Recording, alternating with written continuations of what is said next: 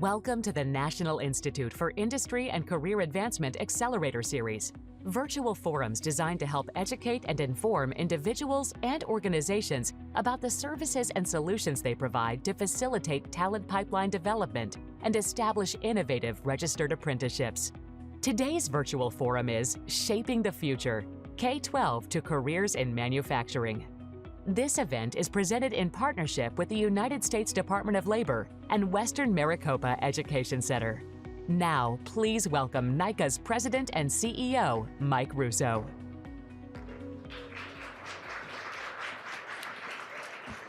Thank you, everyone. So it's coming off of a great tour and a lively discussion leading up to now. So first of all, I'd like to thank Acting Secretary Julie Sue for taking her time out. And it's not like cabinet secretaries have a little going on, but it just shows you how important this is. And thank you for coming and sharing this moment with us today and being part of this conversation.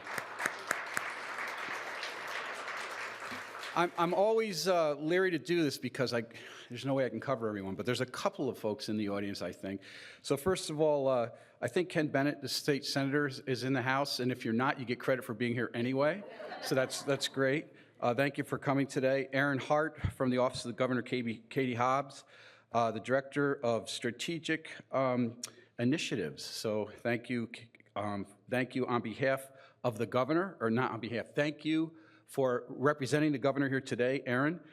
Also, Mayor Osborne and Vice Mayor Goodman, thank you very much. And I'm gonna stop there because I'm gonna miss someone and they're gonna feel, So with that, I just wanna quickly say here, it's a pleasure to be here. This is the third time we've been here from an institute. You might say, no, it's the first time. It's because we just yesterday, Monday, had a brand change. So we were the National Institute for Innovation and Technology. We are now the National Institute for Industry and Career Advancement. So at the Institute, we're responsible for a national strategy to build the talent pipeline to support strategic industry sectors. That's those tech-based industries and advanced manufacturing tied to national security and global competitiveness. So when you talk about we need to get together and build a strategy, we're a 501c3, we're funded by the federal government, we're partners in extension of the U.S. Department of Labor, and I'm here to tell you that we have a playbook. And we have infrastructure, which I'm not gonna get into right now. Just let us know, we're here to help. And some people say, oh, when you say you're the federal government and you're here to help, I can tell you with USDOL, that's absolutely true. And I can tell you the administration is doing great work in that regard. Also, we're here also to really celebrate the efforts of West-MEC and launch the Gateway Apprenticeship Program.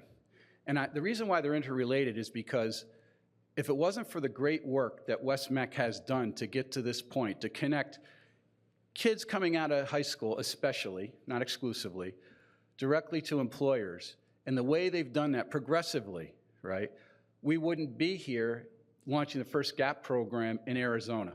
And it's intended to be scaled. And what that program, short and sweet, is that we're part of that initiative, the national initiative, is to help the nation's career and technical education programs become pre-apprenticeships at scale, So it's built in to high school education and adults that take advantage of CT programs as well. So they automatically are checking boxes to be successful and get small C credits in their pocket to be further down the road in registered apprenticeships where those employers where they land. And so thank you for your leadership, West-MEC. Thank you to Dr. Scott Sperling, for all the work that your team has done. And also, by the way, preparing for this event. I know this has been kind of a quick, kind of a rush of activity, and I'll tell you, your team executed on the event just like they do in what they do in their day jobs. Also, I just want to mention that the work today and what we're talking about today in this discussion, it's about what's happening here, but I would encourage, if you're an industry partner, an education partner, or if someone wants to learn how to leverage what we're doing or participate or support, reach out. And this is where I enjoy this part. Martha Ponge is our Director of National Apprenticeships, and you can go to NICA.org and find Martha. It's mponge@NICA.org. and she will help. No, we'll really connect you. That's what we do daily. So we actually launched the state's first registered apprenticeship program here in the semiconductor industry. We recently gave an award to the city of Phoenix, and Lissetta's here, the first municipality in the country to be a group program sponsor for semiconductor registered apprenticeships under our Gaines program. So they were just recently awarded that. That's leadership on a city level as well. So thank you, and thank the mayor. So without further ado, I'd like to introduce Dr. Scott Spurgeon. And so if you think about I just already kind of mentioned your work, but as far as you specifically, you have an extensive career. Scott has an extensive career in education that spans over 3 decades across diverse environments, both rural and urban settings. Dr. Spurgeon's deep commitment to career and technical education began in his own high school days and has profoundly shaped his approach to education and leadership. And I hear that it's actually not only you, but it's in your family a little bit, the education passion. So I'm not going to, I see someone sitting here that's smiling as I'm saying that.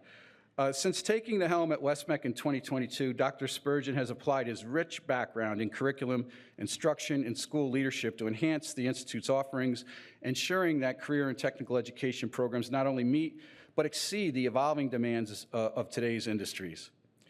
His tenure in Missouri, marked notably by receiving the award in 2020 of Missouri Association of School Administrators Superintendent of the Year, reflects his ability to really drive significant improvements in educational outcomes and really a form of progressive leadership. So Scott's work has consistently focused on expanding access to quality education and really making sure that programs are aligned with industry's needs and future career opportunities, making him a key figure in the development of a skilled workforce ready for the challenges of advanced manufacturing and beyond. And really, you're another reason why we're here today. Your passion to create opportunity for every person and really supporting these strategic careers is aligned with our mission. So without further ado, I'd like to introduce Scott, if you could come to the podium.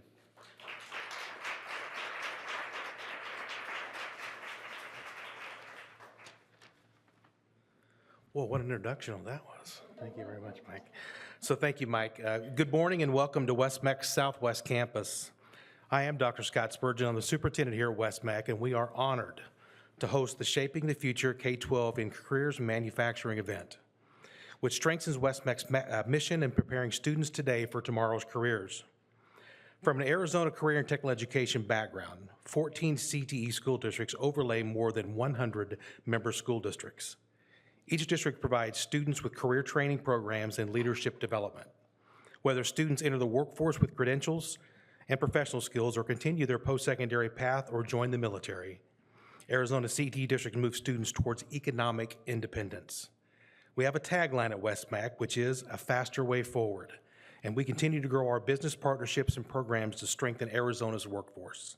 This is why we are excited to be a part of this initiative, as it strategically focuses on increasing opportunity and filling the advanced manufacturing talent pipeline.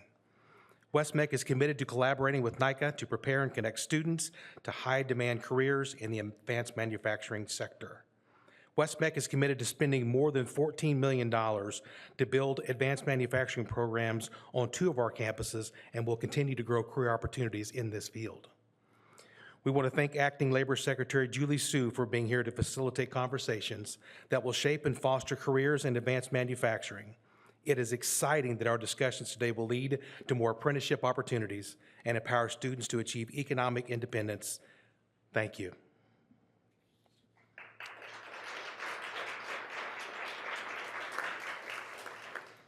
It's a great day to be at West-MEC. I couldn't get out of here without saying it at least once. So next, I would like to introduce Jacob Allen, a recent completer of the West-MEC Energy and Manufacturing System Program, and also one of our guest tour guides this morning. So Jacob, come to the podium.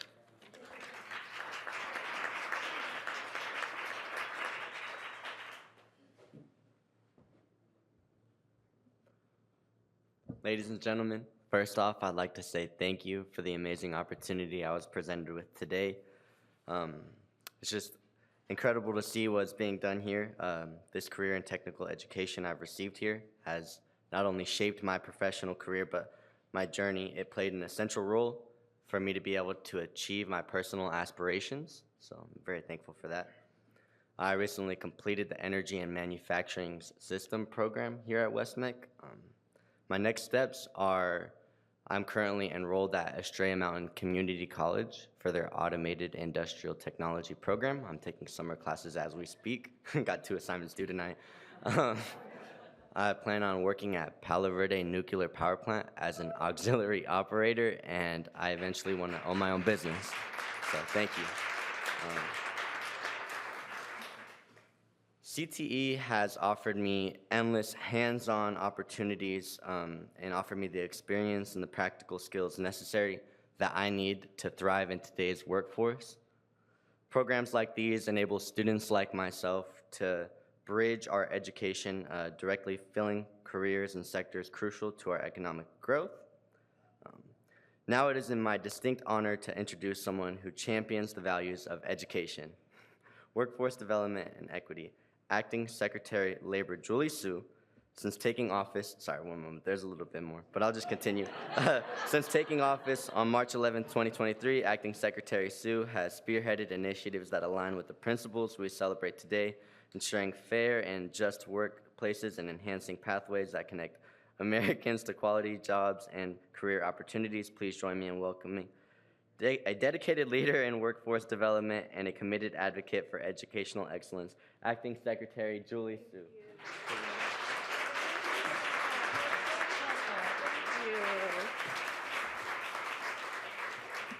Good morning, everybody. And thank you so much for your patience, and thank you for being here. I'm really delighted to see you all. I want to say a very special thank you to Jacob Allen for the amazing tour that you did. Also for showing what is possible for young people.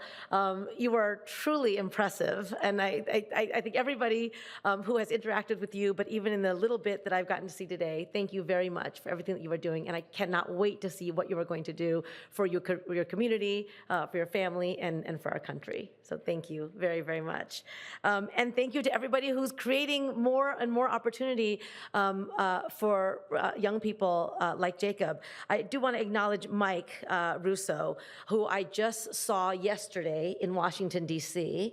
So the fact that I've seen him twice now in 1 week shows me that I'm doing my job right. So, or we both are, but thank you so much, Mike. And we are so honored at the Department of Labor to fund and to support the work that you are doing, especially to scale the important initiatives that we are talking about here today, tried and true models for how to connect people to real opportunity. And of course, to Dr. Spurgeon, to West-MEC, to your beautiful campus, thank you for hosting us. Thank you for your generosity and for letting us highlight just how significant work can be and how impactful it can be with the right leadership and the right partners at the table and the right investments that are being made. So really appreciate you so much. And congratulations to both of you on Arizona's first Gateway Apprenticeship Program, which is very, very exciting. Yeah.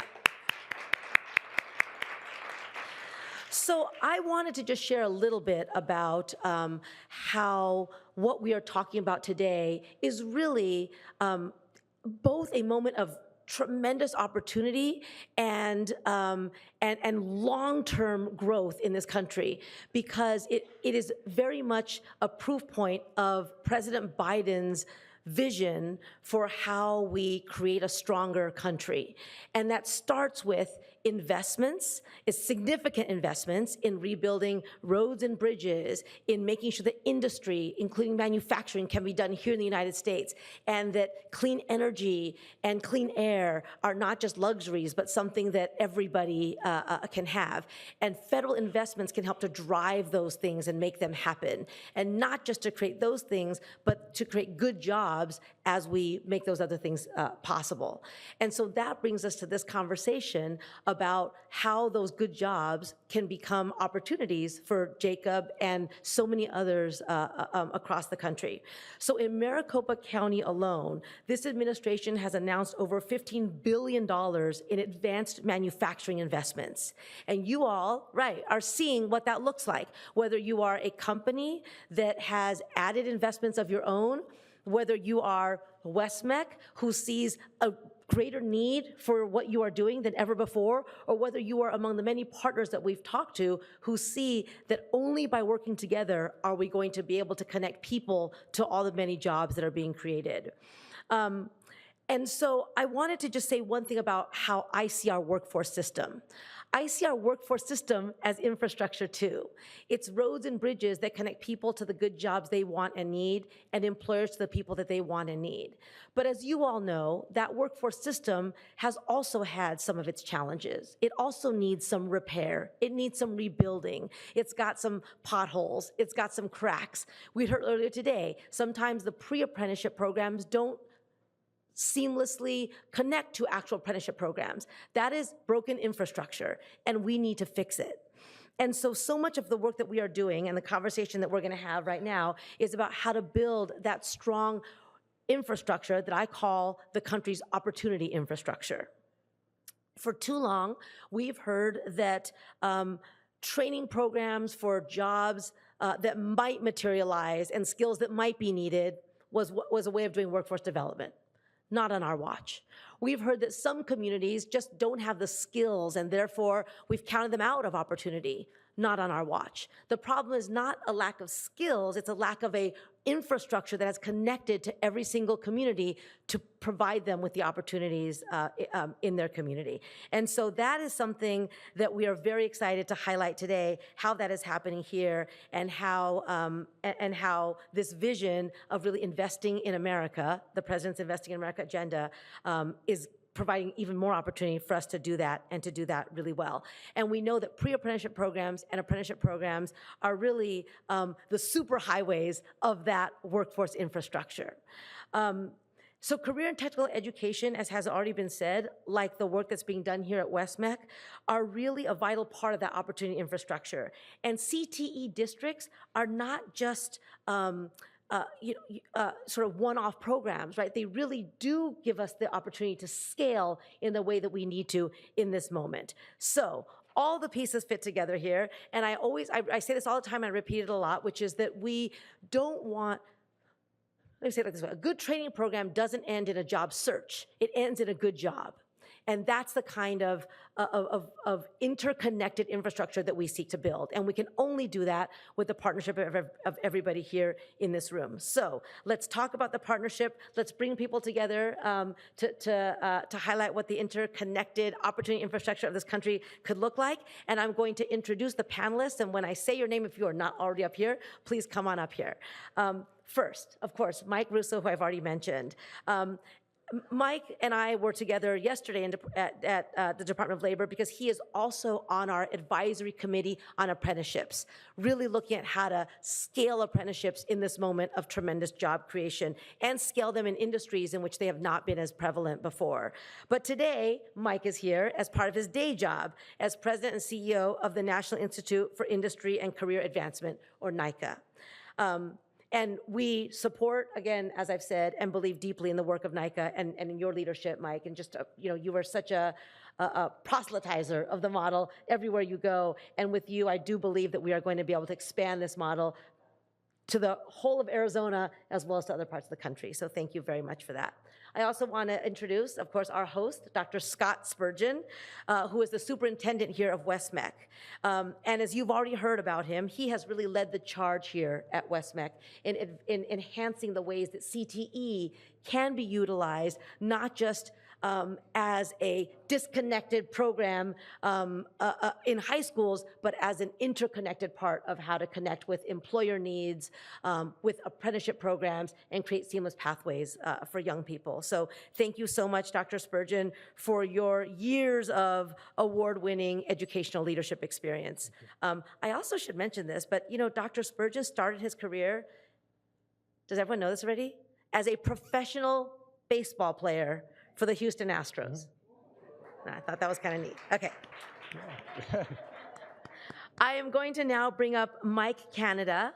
Mike is the Chief Operations Officer at Core Power, and we'll hear a little bit more about how Core is taking advantage of the many investments of President Biden's Investing in America agenda and what that means and why he is here in Arizona. But Mike's own career has spanned automotive, clean technology, and energy sectors, focusing on driving business development, manufacturing excellence, and strategic growth. And so, Mike, really look forward to hearing you talk about your own background as well as the innovative energy solutions that you are helping to bring to this country, which is a matter not just of our economic security, but really of our national security. So thank you very much for that. Next, I have the privilege of introducing Lacetta Hogans. Lacetta is from the city of Phoenix. And Lacetta plays a role as both Deputy Economic Development Director, where she's building Phoenix's future workforce through collaborations with business, with academia, and with community partners, and really sitting at the intersection of economic development and workforce development, which are really crucial for, to work together. And finally, our last panelist is Leah Palmer, who is the Executive Director of the Arizona Advanced Manufacturing Institute at Maricopa County Community Colleges District. And we've already heard just how dynamic Leah is in a prior conversation that we had this morning. But Leah's work is really about making sure that we have industry-aligned programs at the community colleges so that educational programs are meeting the needs of employers and the needs of young people who see a clear, again, seamless pathway for themselves into family-sustaining jobs and a lifetime of security that comes with that kind of job. So I cannot wait for you to hear from these panelists. Let's please give them a hand, and we are going to have a conversation.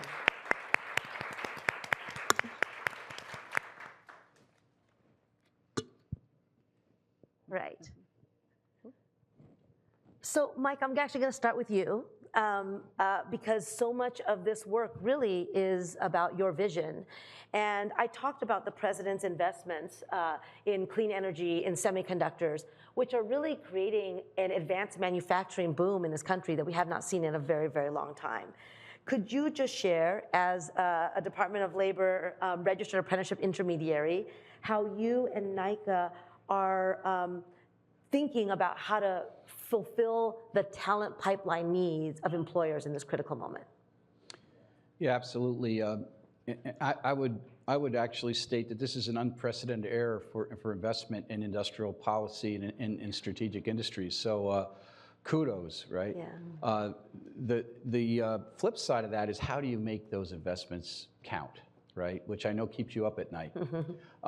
So what we do at the Institute, and the way we look at the strategy, is really to think of this from supply, capacity, demand, making sure that there's more people that are aware of the opportunity and that feel they can pursue those opportunities, number one. Number two, making sure that those individuals don't have to write huge checks, because if that's the gateway to those careers, it just takes 3/4 of the population out, and especially with the rising cost of education. So lowering the barrier, exciting, motivating, eliminating barriers, right?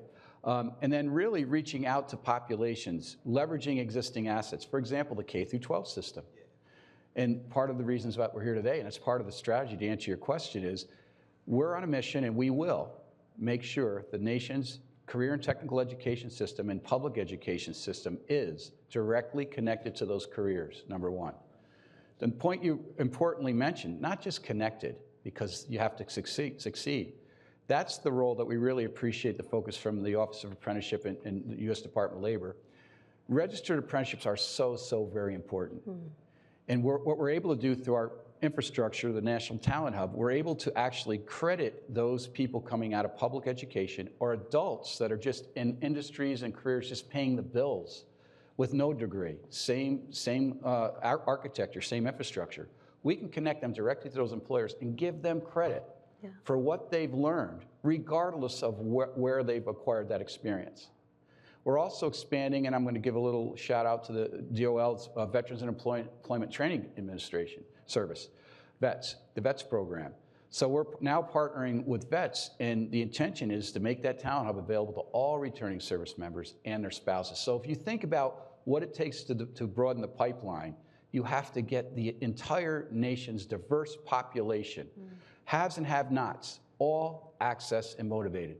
The other thing that I think is very, very important is that once those individuals get to that space, having that strong foundation, and another key component is, and we're on a mission to do this around the country, is to make sure that broad population has those transferable foundational skills that can serve them well in any one of those strategic tech-based industries and advanced manufacturers. We can train them up once we get them in. And this is going to be a little bit controversial. There's a lot of talk about, for example, semiconductor-specific sector strategies. I'm here to say you can't look at it that way. You have to really focus on that strong foundational so because if you think about really nationwide, how many jobs are really in semiconductor, and it's cyclical. But if you equip that population with those strong foundational skills, they can use them for a lifetime of growth. So that's really the key to our strategy. Yeah. That's fantastic, Mike. And I'm going to ask you, Dr. Spurgeon, just to build on that, because I think we all believe, and in an interconnected opportunity infrastructure, we're not just training people for a specific job, although we want them to have the skills that are going to be needed to succeed in a job. We do want to give them the kind of the roots, the foundation to be able to succeed in many jobs, to open up pathways. Can you just talk a little bit about your vision for that and how West-MEC fits into that, and how you see why opening up more pathways for individuals is not just good for young people, but also good for employers? Well, at West-MEC, I think one of the things we do really, really well is we really know and understand our business partners. We know and understand their needs. And so I think whenever we build out pathways, talking specifically to the HR departments, to the technicians, to those that are on the floor, individuals that really give us a good sense of, at West-MEC, what is it we're doing in our advanced manufacturing and energy programs, is we build those skills based on business and industry feedback to know what are the things that you need most, whether that's in the semiconductor industry, whether it's in the bottling industry, no matter what it is, what are those key foundational transferable skills, as you mentioned, that we can build within our curriculums to show that our students are very well-rounded, very well skilled, and ready to go to work, because as you said, once you get in the door, business and industry can take them to the next level. Right. And so at West-MEC, what we think we're looking at is, we're looking at ways not only in the future, we're looking for some AI technology to be able to gain back some instructional time, to be able to even better prepare our students to walk through those doors at maybe a better position or at a higher position, because we believe that every student that comes through our doors and earns a credential has the ability to change an entire generation to come. And it's not just about one individual manufacturing environment. It's about how can we get students excited about the advanced manufacturing field when many of our students' families have never stepped one foot in a manufacturing fab. None of them have. And so we try to make it, and quote unquote, try to make it as sexy as possible, so that people know and understand that it's not your mom and pop's advanced manufacturing shops anymore. And so it's really around building career literacy and the work that we do with our counselors, with our teachers, our career coaches. It's around getting students to know and understand what's really out there. I've said this for years, if my students can see it, they can be it. And so it's those opportunities that they have, those gap opportunities that kids never sometimes get outside of 3 or 4 miles of their own house. Yeah. And so how can we, as an educational institution that is set up so that we are teaching students how not only to be a person that can have a career, but how to find a career, how to be the right program for the right student. And doing exploration and work around that doesn't start at West-MEC. It starts down in the elementary schools and before. Yeah. So that we have a pipeline not only with the high schools, but also we do work at our elementary schools around maker spaces and building career readiness and things like that. So it's a combination of a lot of things. That's right. But the issue for us is, do we know and understand who we're serving? Number one, our students. Number two, our business and community. But number two, do our students know and understand what they're looking for? So we spend a great deal of time making sure they know and understand this is something that they may do for 5 years, they may do for 10 years. Long gone are the days where someone may come in and spend 30 years in an environment and stay in that one position. So we have to be able to get them to understand that there are different things you can do based on the career interests that you might have. So we spend a lot of time, we have a system at West-MEC that provides us a lot of feedback. With systems talk to each other. The left hand knows what the right hand is doing. And as I said earlier in the other conversation, is we can just get folks in the room and just get a couple people to say yes to things. We get things done at West-MEC, and we do that because we know, we understand, we have the feedback, and we know our number one client, the students, are the ones that we're trying to make sure that we provide them the career pathway that they deserve. That's right.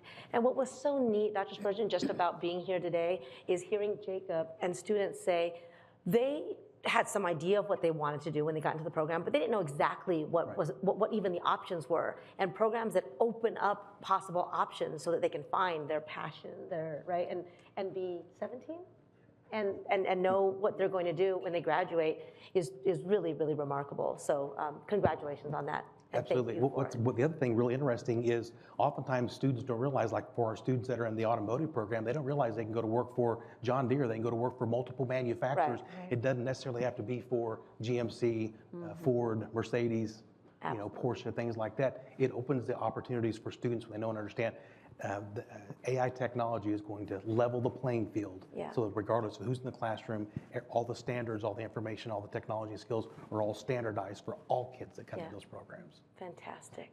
So Mike, I'm going to have you build on both of those comments. And if you could first just share with everybody a little bit about what Core Power does and how this moment of investment is creating new opportunities for you as a company, and how the partners in this space are helping you fulfill your workforce needs. Absolutely. So first, thank you for the opportunity, and just that. Core Power, we're a lithium-ion battery manufacturer. We're based in Coeur d'Alene, Idaho, but we've made our commitments, and our largest investment takes place here in Arizona. We've committed to build a gigafactory here in Buckeye, Arizona, approximately 2 miles from this location here. Typically, when businesses are looking to expand and grow, they look at land, they look at power, water, gas. So those infrastructure needs that are needed in order to build out manufacturing. I'm really excited about the partnership that we've established, of course, with the city of Buckeye and the support that we're receiving from the state of Arizona, and most importantly also from the federal government. Equally important from my perspective is not just the land, water, gas, and power, it's workforce. Workforce development in the pipeline is something that's very, very critical. It creates zero value to have a facility and have manufacturing operations if you don't have a workforce to operate. So Core Power is the vision of our CEO and co-founder, Lindsay Gorrill, to build battery manufacturing when he founded the company many years ago. And that's happening today. Buckeye's decision to come to Buckeye, we looked at workforce development opportunities, we looked at West-MEC, and it was very, very vital and critical to have a strategic partnership with West-MEC. Identifying the success stories that they've had with the semiconductor industry, that also fed into our decision-making process, as well as testaments of what we've seen earlier with Jacob. It's a great success story and something that we're looking to leverage. I wish we were ready to pull him and try to recruit him. But similar to Jacob, we know that there are many other students that have the potential that he has demonstrated today, and that's what we really, really need. In battery manufacturing, or advanced manufacturing as a whole, there's been a lot of announcements with regards to the levels of investment that are taking place, the job creations that we're bringing, and we're here to make a meaningful impact in the community that we're operating in and serving. So we believe that West-MEC is that right partner. We're starting early. We're providing the conversations, are engaging in the conversations and discussions around developing specific, are partnering with developing curriculum for our needs, but I also agree that there is a baseline of skill sets that exist today that will be transferable for our needs. And 70% of our workforce in our phase 1 developments will be entry-level positions as well as technician level positions. So that's the lion's share of our workforce that we have a need identified over the next few years. Fantastic. And Mike, everything you said about starting early just makes so much sense, right? It's sort of, if you take that idea of an opportunity infrastructure, well, if you take physical infrastructure first, if you want to get somewhere, by the time you have to be there, it's too late to be building the roads and bridges that will get you there. It's the same concept with when you need to hire, right? This infrastructure needs to be built ahead of time, and it's so powerful to hear that knowing this was here was part of the decision making that you as a company made about locating here. Absolutely. Very, very, very critical, and we believe, we're excited about it, we're pleased with our decision, and it is proving to be very beneficial. That's really terrific. Wonderful. So, Leah, let me ask you, just in terms of your work, the Maricopa County Community Colleges are really a key part of this whole infrastructure too. And I remember when I first got into workforce work, this was now many years ago, there was a lot of hand-wringing and complaints about the disconnectedness between what the community colleges were doing and the needs of employers. And that was also leading to attrition retention issues for students who didn't necessarily see that their being at the community college was going to lead to something that was going to help them in their future. Please talk a little bit about what you are doing to change that, and how the partnerships with employers are actually fueling the vision that you have for the community colleges too. That is a great way of kind of starting this conversation with the term paralysis. I think that there is a huge community of individuals out there that would love to tap in to this wave of semiconductor and to some of these job opportunities, but they may feel outside looking in that they don't know what they need to do that. They don't know what classes they need to take, and they don't even have the resources to take the classes. So it creates this kind of just paralysis of someone being able to step into that space. So some of the things that Maricopa has been trying to do is they have tried to look at this as, how can we show what's in it for them? How can we attract people to the fact and remove barriers so that they can come in? Mm-hmm. And so some of the things that we designed early in the process of addressing semiconductors specifically was that we marketed the opportunity for a class that had credits, and that meant that it started their educational pathway. It meant that we were going to actually, upon successful completion, pay for their tuition, so that it wasn't a decision of whether I make my car payment or my rent payment. And we were also going to make sure that there was industry certifications tied to it so that it was portable, much like what you're doing, mm-hmm. to make sure that someone could validate that they had learned and earned a certification that said, yes, I can do this. Mm-hmm. All of these elements surprised even us in Maricopa, because as a system with 3 colleges providing this program, as well as our Maricopa Corporate College, which was serving as a hub to help process all of these individuals, currently we have 6,000 people who've come in that door. 6,000 people who decided, I think I can do that, because of all of those elements being part of the package. It isn't that they just got in, but they're serving as a pre-apprenticeship. But what we really have to evaluate is navigation. We are not, as a system, navigation friendly. Mm-hmm. And to be navigation friendly, I mean, how many people here use their cell phone for directions? Wouldn't it be awesome if we could say, what classes should I take and how am I gonna get a career going? Siri doesn't know the answer. Mm-hmm. But what we're trying to do is create those answers and make it user-friendly as a system to allow those pre-apprentices then to know that, yes, I can. I'm actually having a job directly related to this, and there's a pathway for me to take to continue that process. Yeah. I can't value enough that we need to be better at telling the story of how to and access. Because as I've mentioned earlier, it isn't about sustaining good work, it's about scaling good work. And that's what we need to do if we're gonna make enough people in the place that they can not only have great careers, but that contributes to their family and changes their lives. That's right. Thank you very much, Leah. Lucetta, you wear 2 hats. Yes. You are both the Executive Director of the Phoenix Workforce Development Board and the Deputy Economic Development Director for the City of Phoenix. And as I've said, I think that the alignment for you between economic development, which is really about how do we build economic opportunity in a region, and workforce development, which is that how do you connect people to those opportunities, really do go hand in hand. Can you just say a little bit from where you sit, what are some of the biggest challenges and opportunities in this moment when there's so much federal investment, so much industry growth? How do you see the value of CTE, pre-apprenticeships, and apprenticeships in the work that you're doing? For sure. Yeah, so being in my role, it's a really unique opportunity because I really get to see the general landscape when it comes to advanced manufacturing for the city of Phoenix, wearing both workforce and economic development hats. What I see as far as challenges go is labor force participation is number one. There's always a question of where do I find these people? Where are they?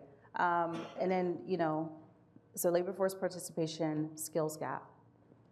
Those would be my two top subjects for challenges.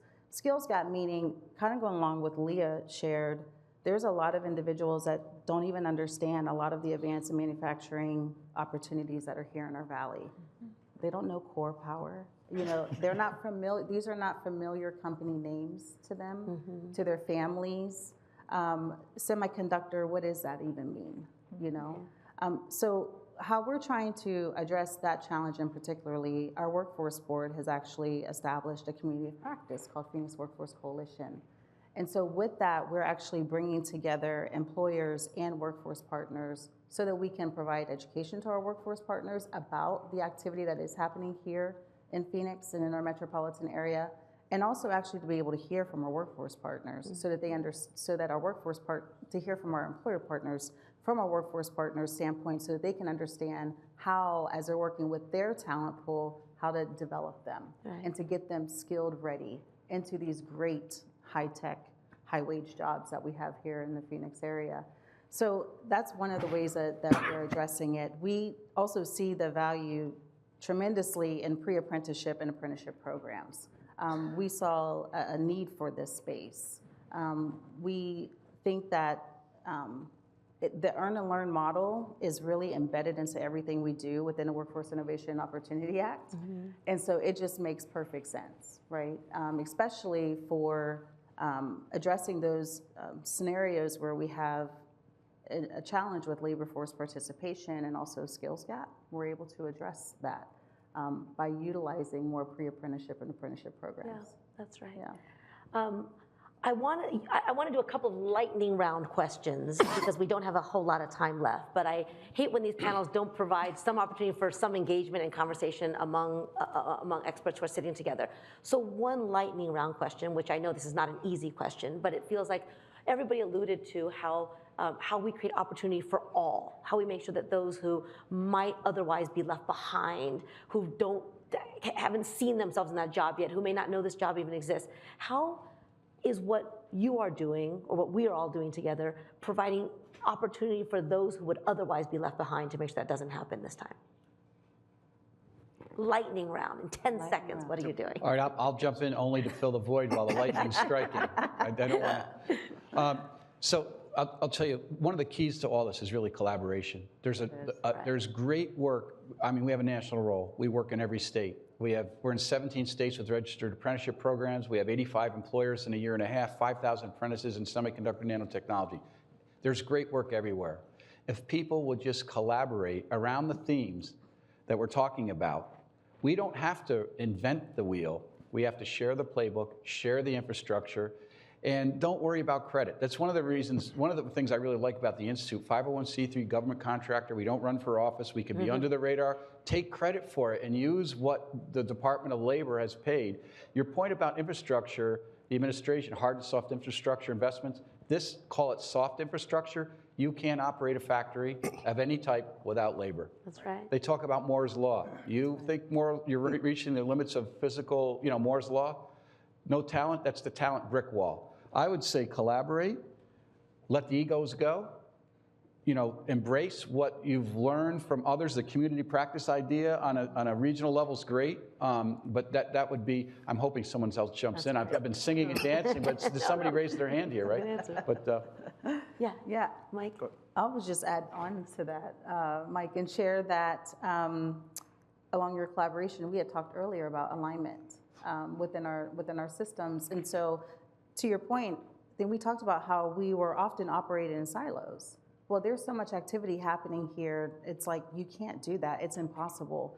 You're not going to be able to meet both the job seekers' need and the employer's need by operating in silos. And so what we have found, what I find is that the more that we align ourselves with one another and actually coming together like through our community of practice and other avenues, and really be more strategic in how we're addressing the problem, the better off we are. And I love our state in that manner because we are just naturally that way. Arizona is really a cohesive state and where we love to come together and partner with one another. And so, yeah. Yeah, I'd second that. I third that, I guess. But when I look at it, it takes a village. So in order to do it, no one can really grow, scale, and do it alone. So that village is sitting here at the table, creating that platform. It's being able to have the open conversations. One of the most important aspects that I believe in business is listening. So one of the things that we've done at CORE is we have our head of affairs, public affairs, state and local affairs, sitting on one of the advisory boards with Maricopa, or with West-MEC, and we're listening to the needs of the community so that we have, as an employer, we want to be an employer of choice in the communities that we live, work, and serve. So it's important that we listen to what the needs are, that we provide, be creative in our solutions in addressing those needs, because ultimately we do need a sustainable, reliable workforce in order to be successful. That's right. I'm a believer in it takes a village, just echoing all of this. I think we all want so desperately to do the right thing in going out and solving the problem and trying to create the solution. But really the solution is all of us. And I think to do a better job of making sure that the student is in front of us, because at the end of the day, unless they come in the door, it doesn't matter. So for all of us to be part of that solution is critical. Yeah. So we have to turn away several thousand students a year that apply to West-MEC because we don't have room. And so we're building as fast as we can with the resources that we're given. But secondarily, we were able to secure a grant because transportation and access is a big issue. So we got a 2-year grant, and the 200 students that we're able to transport this year, all 200 of them finished, which is a testament to the transportation being a huge issue for our students. Second thing we're doing is we're actually building a career academy, which is just right behind one of our high schools off of Interstate 10, talking about access. If the kids can't get to our programs, we're going to take our programs to the students. So we have a new career academy that's going to come in behind Agua Fria High School with 4 brand new programs there, which is going to be a godsend for the community. But our issue is that there are a number of students that need us, they can't get to us. And so we're working on a regular basis, looking at ways in which how can we provide better access, because even as a true choice state, if you can't get somewhere where transportation is a really true choice. So my issue is from an equitable standpoint, how can we really open up opportunities for the students, for all students, especially the students that really need to be here. That's great. Well, we are out of time for me to ask my second lightning round question, so maybe I'll just put it out. I mean, part of it is, I know, Mike, you're going to close here today, but what is it that we need the rest of the people in this room to be doing, and how do we learn from models that are actually working already, right, including the models that you have? I think your point, though, Superintendent Spurgeon, about people need other supports. It's not that they don't want to participate. It's not that they don't want to gain the skills. It's not that they don't want to do the jobs. But that's partly why I think about this as infrastructure, right? Is your point about we got 200, you said 200 students who, once the transportation was available, they not only got here, but they succeeded. And that's the kinds of, true opportunity infrastructure that we want to make sure is available to everybody. And I just really appreciate all that you are all doing to make that real. We talk about a lot of things in DC, but where it really happens is in communities like this, with people coming together, working together, daring to dream about things that did not exist before. A lot of what we're talking about has actually been built in the last 3 years or so, right? Again, this is part of the vision. This is the proof point about if we invest, we can change entire communities and build entire industries. And so it's really gratifying for me to come here and be able to honor that work and to celebrate what you are doing and to tell you that we are here on the ground. The Department of Labor team is here to keep on working with all of you here in Buckeye, across the county, and as well as across the state of Arizona. So thank you all very, very much. Thank you. Thank you. Thank you. Mike, I'll turn it back to you. I guess we'll close. Yep. So I'm going to get up here and just do a formal close, I guess, informal, formal close. I'll button my jacket, so that's the much formality as we're going to get. So first of all, I just want to thank not only you, Acting Secretary Sue, but your entire team. The Employment Training Administration and Brett, that entire team, rock stars. The Office of Apprenticeship with John Ladd, the entire team, pleasure to work with, rock stars, so passionate. I have not met anybody throughout any one of that isn't passionate. How does it happen? I guess it starts from the top. So thank you to you all. Your team that's been involved in building a short notice event, they're also rock stars, a pleasure to work with. Thank you to West-MEC, the West-MEC team for your great work. Partnership in this short-term event too. Yep. No sweat. Scott says never let him see you sweat. And I'll tell you, that's exactly, no big deal. Also, we talk much about strategy, playbooks, infrastructure, the need for a national and integrated approach. I'm here to say it exists. It's been funded by the federal government over a decade. We are deploying it. We're behind those workforce hubs the White House announces. We're trying to integrate. If you want to know how to establish a registered apprenticeship, if you need subject matter expertise in industry, if you need, you just get a hold of us. And I'm going to, Martha Ponge, she's a rock star. She's our Director of National Apprenticeships. You reach out to us. Martha, you'll wonder, how do they do this across the entire country? And we won't tell you our secret. Remember carbon paper? I do, I'm dating myself. But we put it between the sheets and we sleep at night, right? But no, seriously. And also, we have Clay Nagel here today. It's on his third day on the job. But Clay actually heads up our National Center for Skill-Based Learning. That's where all our National Talent Pipeline Development Initiative runs out of that. The Gaines Registered Apprenticeship Gap, we launched the Semiconductor and Advanced Manufacturing Technology Apprenticeship Program back in January. That provides free help to states for intermediary services and talent pipeline strategy, et cetera. No cost, funded by, I would say yours truly, but I'm pointing to the Secretary. There's more resources than you can imagine. So just reach out. As related to the Gateway Apprenticeship Program, even if you are connecting to industry, you can take it to the next level. You can ensure alignment with with those target industries in your area. We have infrastructure and strategy to help augment what you're already doing. So if you're in a neighboring C&T program or here in the state, reach out. Reach out to West-MEC. They're going to experience it. If you're an employer, it's so important to provide those learn and earn registered apprenticeship program opportunities. We can help to make that seamless for you. If you're an employer that operates in multiple states, under our Gaines program, you won't even know the difference between setting them up in different states. We'll take care of that for you. All funded, again, by the U.S. Department of Labor. So lastly, I want to give credit to Ohio Manufacturing Works came all the way from Ohio today to learn, but also share their best practices. And if you could raise your hands, the team from Ohio, they came just to support your work. And through our Center for Skills-Based Learning, that's for Ohio, to make the connections, I'd like to say that the Institute and entities like Ohio, it's the posse that you didn't know you had, right? And through a Center for Skills-Based Learning, if you're interested, just make sure we have your information. We're establishing a national community of practice.